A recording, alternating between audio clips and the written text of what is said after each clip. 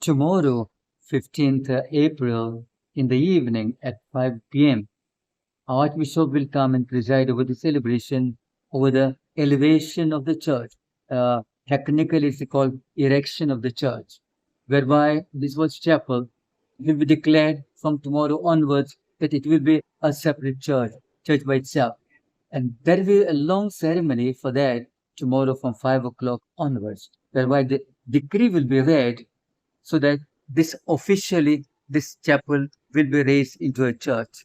And no more it will be Stella Maris Chapel, but it will be Stella Maris Church. Who will be present for tomorrow's celebration?